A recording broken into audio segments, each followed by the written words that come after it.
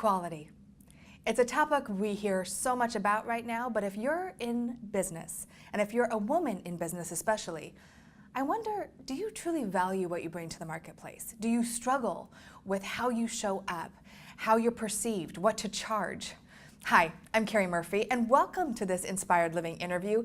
Today, I'm so excited to bring you one of my dear friends who is known for her leadership roles, both in corporate America and on and off the court, Christine Simmons, who is the president and COO of the Los Angeles Sparks. Hi, Christine. Hey, Keri.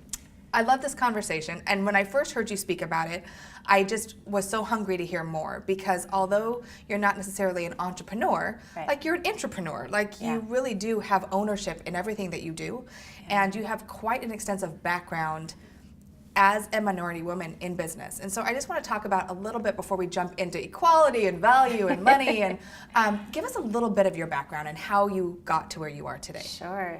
So it was a very non-traditional journey for me.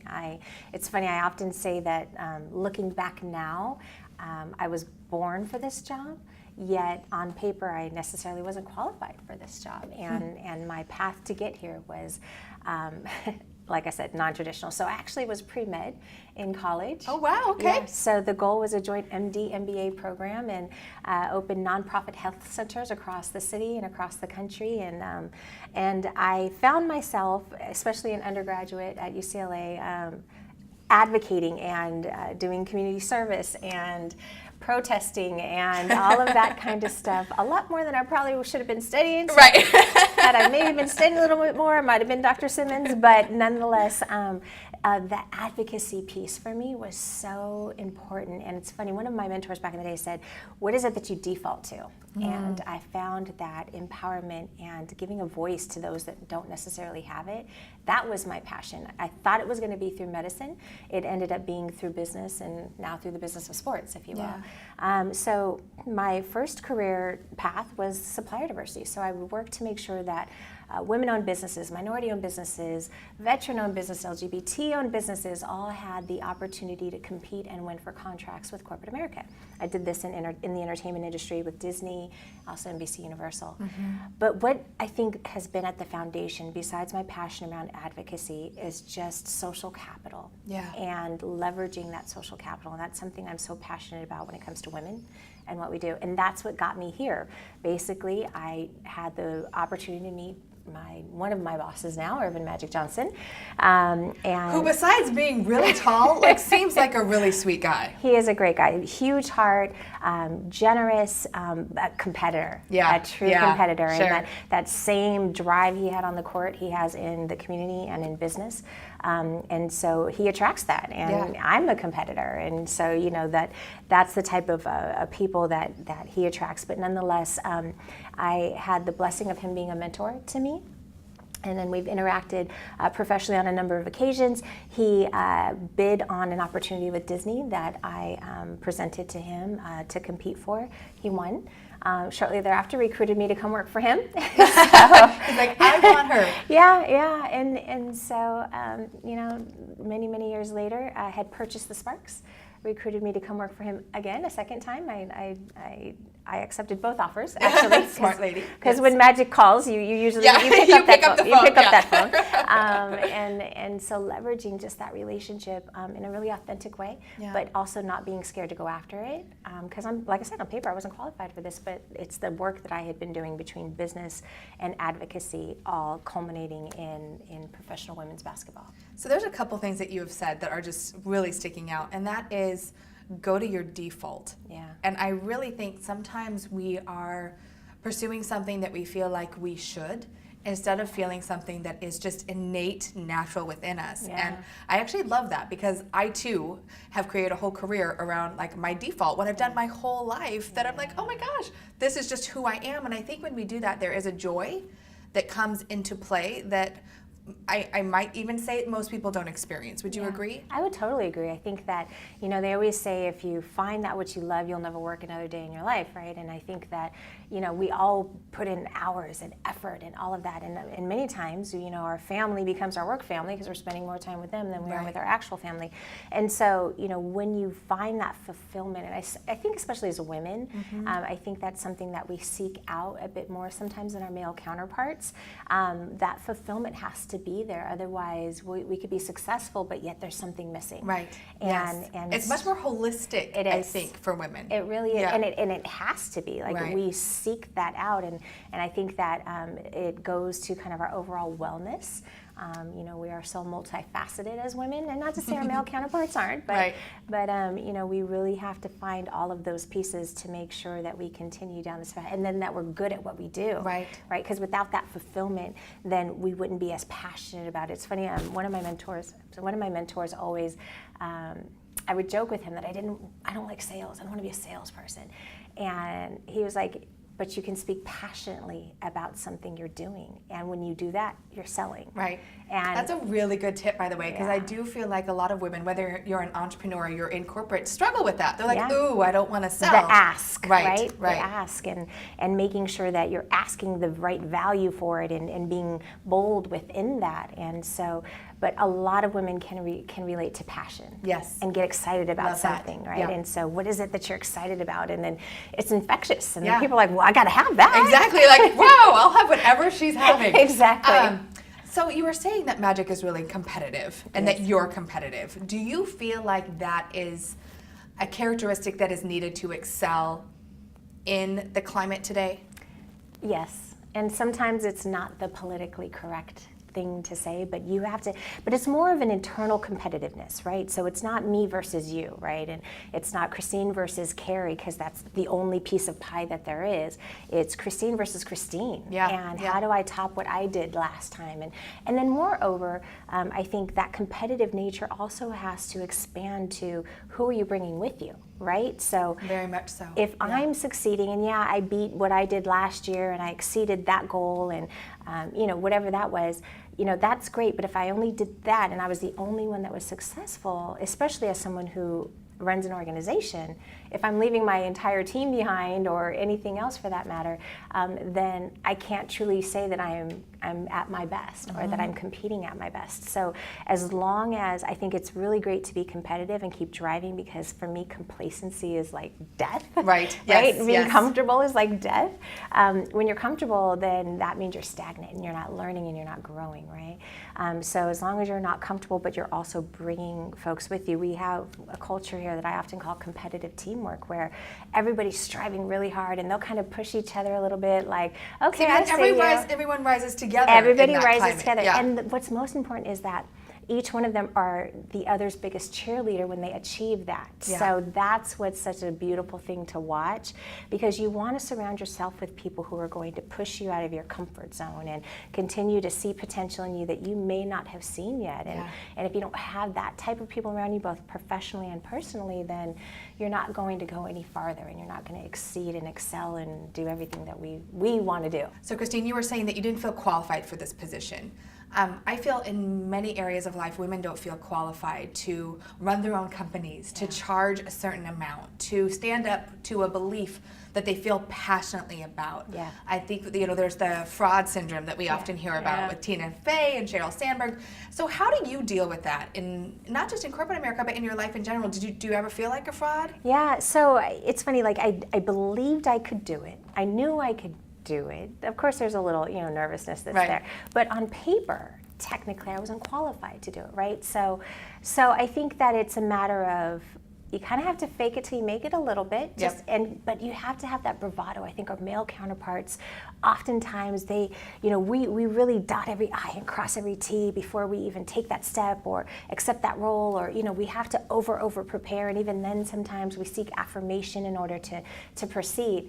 A lot of times our male counterparts are like, I don't mind if I don't dot those I's. I got this. Go for it. Yeah, it's true. Yeah. And that, it's a beautiful thing, that bravado, that confidence, that swagger. And I think that if we take that plus our preparedness and our detail, or our ability to be so detail-oriented, that is a ridiculous combination, Yes, right? And yes. just to go for it. So and sometimes you have to talk yourself into it, right? But that's where those people that are around you will push you even when you're kind of like, I don't know, should I do this? I'm not qualified. And they believe in you and they know you are, then they'll push you, and then you're like, oh, that's right, I got this. Yeah, I can do this. I can do this. I got the swagger. I love it. So since joining the Sparks and seeing them 3-time champions. This is our third, and, yes. We have a little trophy right here. Yes, isn't she beautiful? Yes. She is gorgeous. Yes, so yeah, 3 championships for the franchise, but this is the first with this ownership group. It's fantastic. Well, congratulations, first of all. Thank you. What have you learned? I mean, obviously the NBA is huge. Yeah. The WNBA does not have as large of a following, and you're in charge of running the organization and sponsorships and development. And so I can only imagine with, it's a heavy lift. It is. It is. The first thing I always want to point out to folks is that think about the NBA when they were 21 years old. Okay, so last year was our 20th season, both as a league and as a team. We were one of the first teams. In fact, our GM Penny Toller was the first woman to ever score a basket when the league started, and she's phenomenal. But so when the NBA was 20 years old, that was right before the Bird Magic rivalry really reinvigorated the league. Like, it was struggling. Yeah. So I think oftentimes people are comparing a 70-year-old league to a 20-year-old league. Can I say too, or a 7-year business to a startup, or someone who's been doing something for a long time versus someone just starting out. Exactly. Yeah. So everything has to be relative. So that's the first and foremost. That's great. Take that and add the interesting dynamic of it's women's basketball. Right. Yeah. And we have 3 championships. Not everybody who plays in Staples Center does, but that's okay. So it is a challenge, but it's a perception, and we are slowly and surely changing that. I often say we're in the business of empowering young women and enlightening young men, right? Because not only do we show girls what's possible, we also show the boys what's possible as well. Yes, absolutely. I think one of my favorite mommy moments, and I know we share mommy moments all the time, but so my son, who's 6, he's been coming to Sparks games for about 3 years now, and it was the night before the election, and I said, Christian, tomorrow we may have our first female president, and he said, but Mommy, you're a president.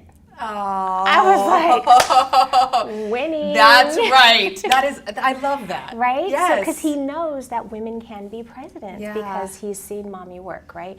And so that's just as important. I love that. Yeah, it's just as important as showing the girls that they can do this, but showing the guys that we can do this too. So. Yeah, I think we really are in a place where, regardless of how you feel about where we're at, it's not about women versus men, or we say this word equality, and it's something that we constantly continue to strive for, and sometimes it amazes me that where we are today, that's still such a hot topic. Yeah. How do you experience that, Christine? You're beautiful, you're the president of the Sparks. I'm sure you experience that out in the world, and how do you handle it? I think I take it as a challenge. I do. I always talk about know your effect on a room, right? And when I walk into a room and they have sized me up for whatever it is they may have sized me up for in that particular room, I have made sure that I've over-prepared. It's points on the board at the end of the day. We're in sports, right? So win or go home. Points on the board. Points on the board, win or go home. And so, if I can put points on the board and over-deliver and demonstrate results, then that speaks for itself for the most part. So that's kind of what I lead with. For me, I do. I really do take it as a challenge. There was a great piece that the league did the season before last, and it said, "Watch me." And the beginning of it says, "I know what you're thinking. You think I can't." And that piece, you think I can't run my own TV network. You think I can't run a professional sports team. Like, watch me, watch me. And that's kind of how I take it on. It's a challenge, but I think that changing one mind at a time and kind of enlightening one mind at a time, then we know that we are blazing trails for those that come after us. And sometimes it's a heavy weight, but that's okay. There were people whom carried far heavier weights before us. Yeah, no, absolutely. Thank you for saying that. And I think that, why I was so excited to interview you too is because I feel like we're such kindred spirits in very different types of organizations. And I feel like regardless of whether you're an entrepreneur or, like I said, you're in corporate, it is that inner knowing and driving forward and saying, watch me. Yeah. You know, we have, you know, the president of the Sparks with us, which, you know, maybe 5-10 years ago, that wasn't an option. Exactly. You know, and so I love that we're constantly evolving and growing and understanding what we're capable of. Right. And you have a 6-year-old who looks at his mom as the president, which I love. And he also thinks he's co-president, by the way.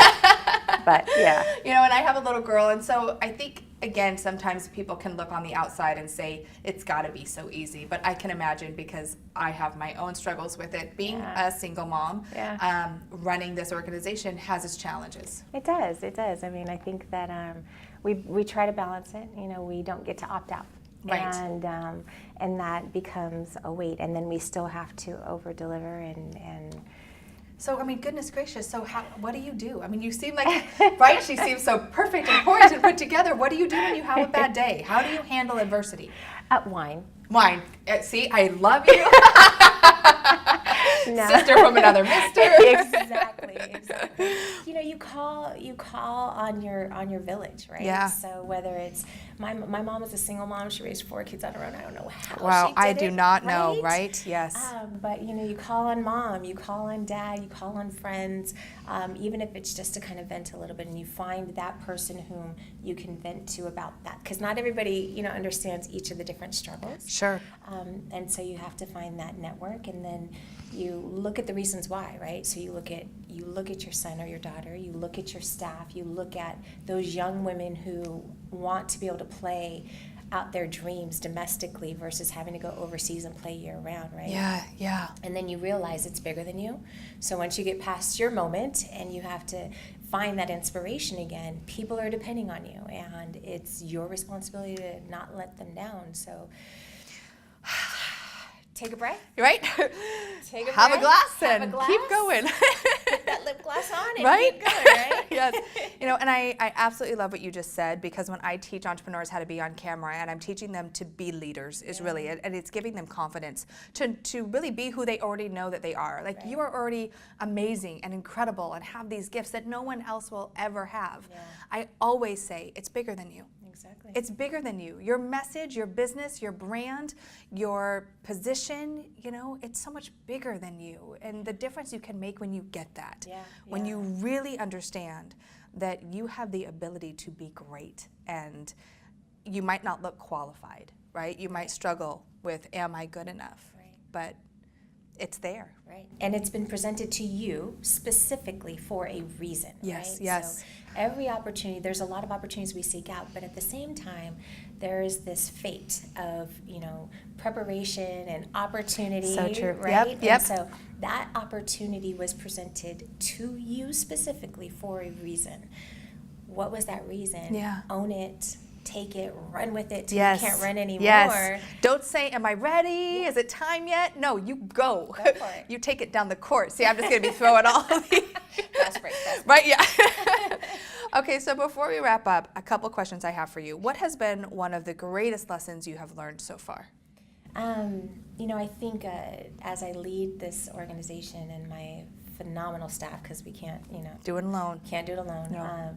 Just learning the balance between inspiring and pushing, because just as people push me, I have to push our folks and to continue to deliver.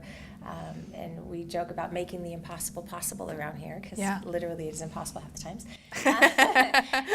Or it feels that way. Or it feels that yes, way. yes. But then seeing them flourish and shine, and So just fun. find, like, when they get it, and to your point, when they see their worth and what they can do, like, I literally just get I feel the same way with the goosebumps. people I work with. Yeah. Like, it's so joyful Yeah. to see them step into what's possible. Exactly. Yeah. And to know that you just had a little bit of a hand, but that was all you. Yeah. That's them. And I always, you know, for those that are, I meet so many amazing, talented young women, and they, you know, they want to pick your brain and all that, and I say, don't strive to be me, strive to be, you know, strive to be an owner, strive to, you know, what's bigger and better, and how can you make a bigger impact than I, and I make a bigger impact than those that came in, you know, behind me, all for the greater good. And Is ownership in the future for you? Unless I win the lottery. No, I don't know. Come on, magic, right? Really, the next thing I'm really focused on is making not only the Sparks, but supporting the league as a whole and getting it to that point where, it's not this smaller entity, that it has the visibility and attendance as its male counterparts. That's what I'm looking for. Someone asked me what's on my bucket list. A full arena every single night for every W team, specifically the Sparks. That's my next step. That's my bucket list. And once we do that, it's bigger than me personally owning anything. For sure. It's literally changing. I mean, if you think about the ecosystem of women's basketball, we talk about pay equality and all that, but we have to have the fan support, we have to have ticket sales, we have to have that's all a derivative on everything else that shows up. Right. So sponsorship and ticket sales, all of those then allow us to then support this industry and support these women and pay them what we should be paying them, so they don't have to play year round. They don't have to go overseas and leave families exactly. So full arenas every single night. That becomes, again, so much bigger than me. That's huge social change. Yes. So someone's watching right now and they have this big dream, or they feel like they're not quite qualified for what it is that they know that they want to do. What would you tell that person? Go for it. Learn. Figure out what you don't know. Find somebody to help you and teach you and support you, but also find it for yourself. If you don't know video editing, but you have to put something together, then go teach yourself, go learn it, but just do. One step at a time. Don't get overwhelmed, right? But just do. Be bold in it and go for it. Be bold in it. So what does inspired living mean to you? Oh my goodness. I think, again, doing what you love in everything, right? So, and one of my personal mantras is just be extraordinary in all that you do. And it doesn't mean achieve extraordinary heights, it just means make an extraordinary effort. And for me, inspired living is literally making that extraordinary effort as a mother and as a sister and as a daughter and, as a boss and as an advocate for women's empowerment. And so those people, those entities, those issues and initiatives, they inspire me, and thus I can live my best life because I am trying to raise that and make a really big impact. Well, you are making a big impact, and thank you for your love of people, your advocacy work. I mean, you do so much in the nonprofit sector as well, and you need to learn more about Christine Simmons, that is for sure. Thank you so much for sharing your wisdom today. Congratulations on your success. I know there's only the world ahead of you, sister, so thank you so much. Thank you. And thank you for watching this Inspired Living interview. If you would like more inspiration, please join the community by going to inspiredliving.tv and download our free gift. And if this interview touched you, if you were inspired, please share it. Because when you are inspired, you inspire others. And that is what's going to change the world and up-level everyone to truly love what they do and be extraordinary in it. Thank you again for watching. And as always, remember to keep dreaming it, living it, and being it. Until next time.